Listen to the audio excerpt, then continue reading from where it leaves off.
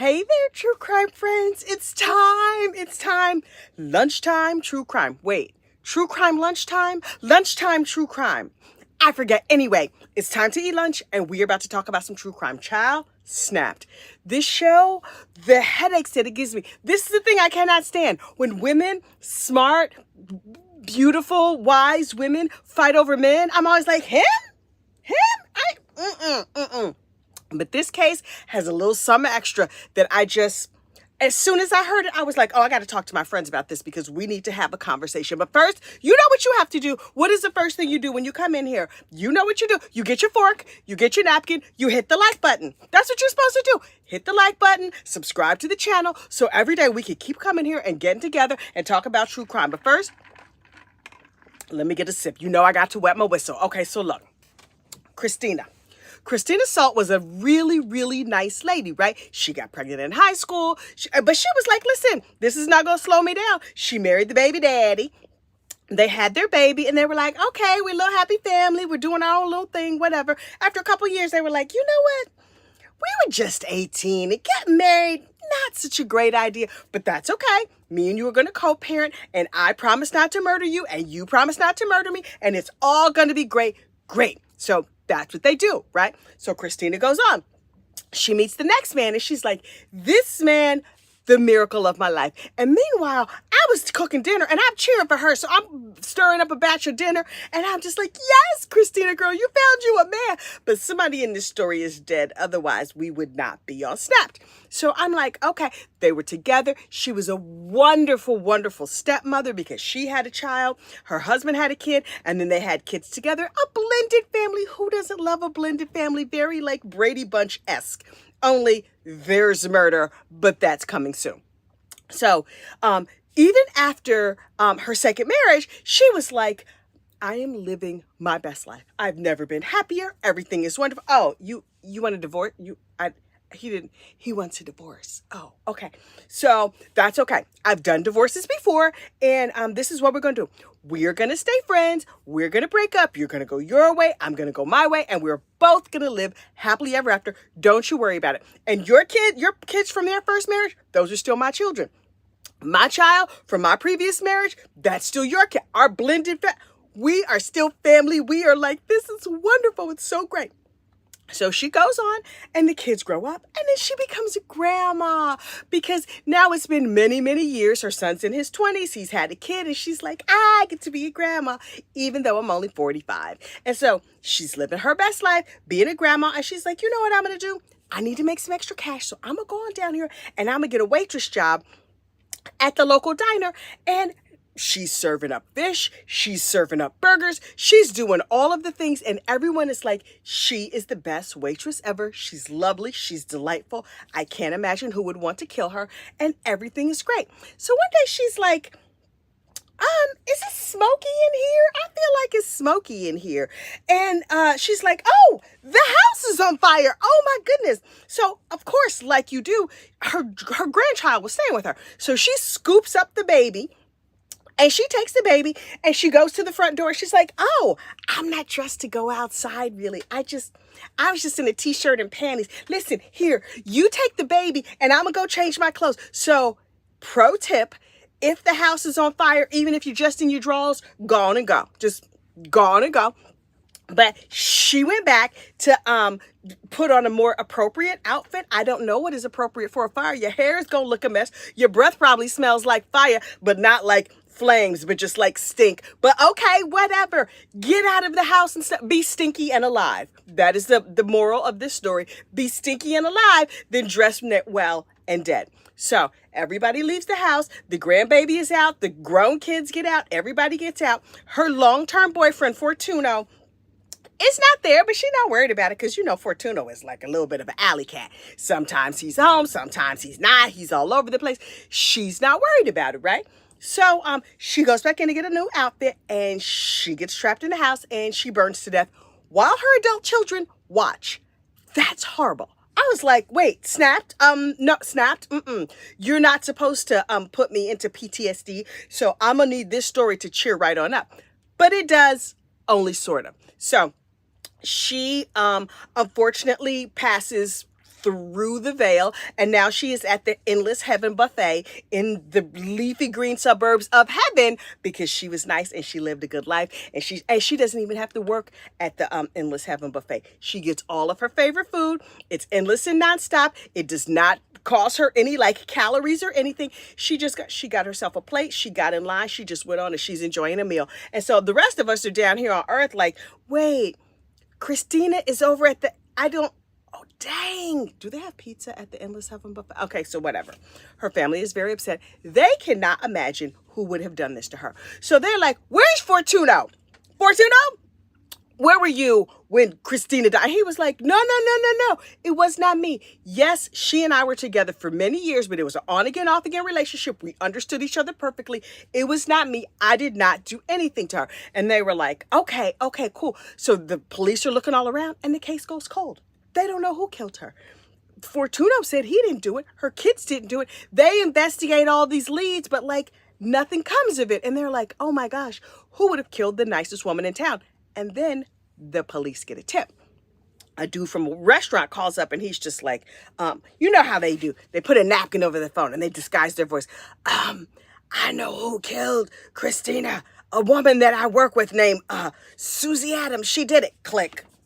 And so the cops are like, oh, well, let's just trace this call. Oh, that call came from a restaurant across town. So they go to the restaurant across town and they look around and they're like, who is suspicious looking?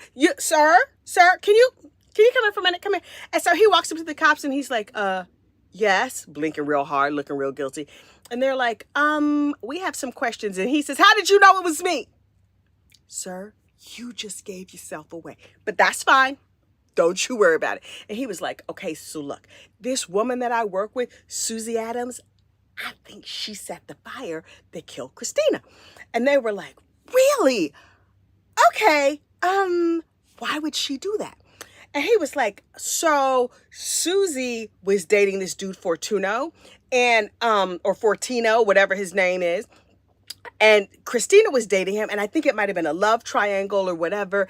And, I think Suzy set that fire. And they were like, okay, so where is Suzy now? We'd like to have a little chitty chat with her. And, he's like, but listen, she's a little bit nuts and she says crazy things all the time. She said she set the lady's house on fire a couple of weeks ago and it didn't burn the house down. And so she set it on fire again recently. And so, I mean, maybe she made this recent fire. Maybe she did. And they were like, okay, let us be the judge of that. We're going to have a chat with her. And then thank you so much for the hot tip. There is no reward, but thank you so much. And he was like, okay, I'm going to go back and finish washing the dishes because that's what I do at my job. I'll wash the dishes. So they call in Suzy and they're like, Suzy girl, what is happening? And she was just like, okay, you got me. I am not a criminal mastermind. I didn't mean to kill her though. It was an accident. And they were like, whoa. Start at the beginning and tell us what happened. And she was like, okay, Fortuno is the love of my life. Again, I say, him? Girl, he can't even commit to you. He's like, did you know that he was in a relationship with Christina? And Suzy was like, yeah. He's been with her for 16 years on and off. And he's been with me for 3 or 4 years on and off. And I felt like that he and I had like the more loving, strong relationship. And the cops are like, did you now? Okay, say more. And she's like, well, Christina and Fortino broke up. And he came to live with me. And while he was living with me, I got pregnant. And I was like, oh, well, that is an unexpected twist.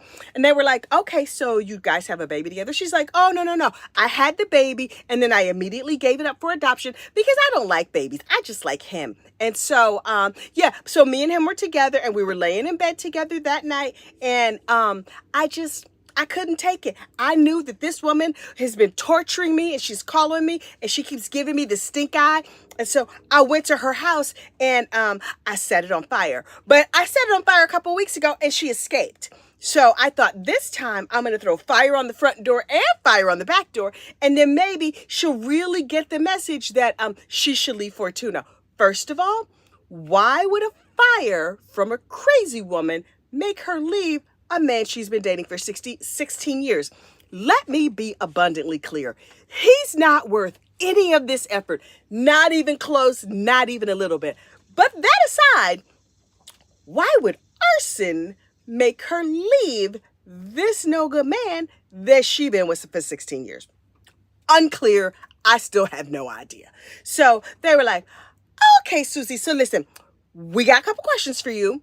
What did you use to start the fire? And she was like, oh. When I was a kid in Girl Scouts, they told us if you take rosemary, and I have rosemary bushes in my yard, you dry out the rosemary for like a week and then you soak it in rubbing alcohol and it's highly flammable. And I was like, what she will not do is slander the name of the Girl Scouts. Now listen, people throw all kinds of mess in their crime. Last week we had a woman who put Cheez-Its in her crime. You cannot implicate a Cheez-It because Cheez-Its are delicious and sacred and plentiful. I love them so much, especially if you use them as like a little dip, put a little tuna salad on the end, a little egg salad, get the little cheesy taste in your mouth. Ooh, I love a Cheez-It. But the Girl Scouts, yes, they kicked me out because I had terrible behavior. That is another story for another day.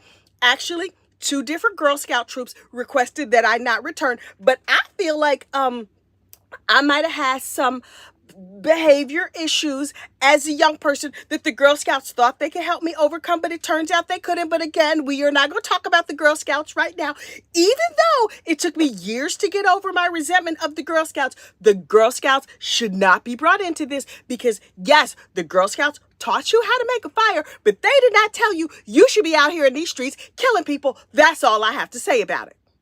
Until later when I tell you the story about the Girl Scouts in another apropos of nothing post. But alas, so Suzy made her little Girl Scout concoction and the cops were like, really? You threw rosemary soaked in alcohol on her door. And Suzy was like, I did. And the lady was like, that's fascinating. Did you just sprinkle it around? Did you throw it on the... She's like, oh, I just threw it on the door. And you know, alcohol dries out real fast. And so the rosemary stuck to the door. And so then when I lit a match, it just went and made a big fire. And I saw it. Oh, it was delightful. But I thought she would be able to escape. I accidentally set both her front door and her back door on fire. And I didn't think she was going to die. I just was trying to send her a warning. I'm not going to have to go to jail, am I? And the cops were like, so listen, we're going to have a chat in the hallway and we're going to be right back with you. Write down that rosemary recipe though, because that sounds good. I could use that for camping. We're going to be back. So, the cops go in the hallway and they talk about it and they like, this heifer crazy. And now she has committed arson and now she has confessed and we got it right here on the tape. So we're just going to throw her underneath the prison and she's going to be in jail forever. And that's going to be the end of that. Only, Suzy got a defense lawyer and the defense lawyer was like, oh, it's self-defense. And the cops were like, I'm sorry, come again? And she said, the lawyer was like, oh, yeah, self-defense. Because Christina was harassing Suzy. Turns out Christina, who everybody loved and thought was wonderful, had a little evil streak. Just a teensy one. You know how like you're really nice and everybody loves you, but you have this teensy little streak where you do things that are evil and sometimes illegal? Christina had one of those. And so she was apparently driving past Suzy's house. Okay, maybe it was on her way someplace. Okay, I did not think that was proof that anything terrible was going on. And she was calling Suzy's phone, calling her all kinds of names, calling the woman everything but a child of God and harassing her. And I was like, okay, whatever. And then Christina went to a restaurant the week before her death where Suzy worked and sat in Suzy's station and harassed her on her job. Now, is this ill-advised? Yes. Should you be murdered for it in a horrific way where your children watch you burn to death? That's not a thing. And so the defense attorney was like, oh, we're going to bring proof. We have the phone records here, and it shows that night Christina had called Suzy 4 times. 4 times? That's not like, that's stalking light. Like I would think 24, 34, 74. I don't know nothing about that stalking life because child, I don't have that much free time. Also, I can't think of a man alive that I would do all of that for, but okay, whatever. Now my phone is ringing. Okay, wait, we're going to have to send that. We're going to call you right back, girl. Anyway, so, I was just like, what? So they, Suzy was like, she called me and she came and sat at my restaurant at my station and she said mean things and I did not like it at all.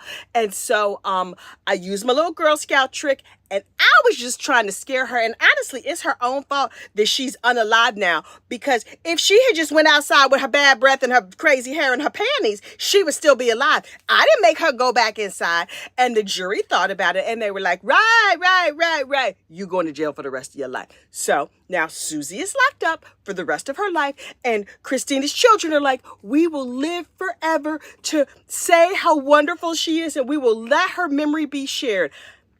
Here's the thing.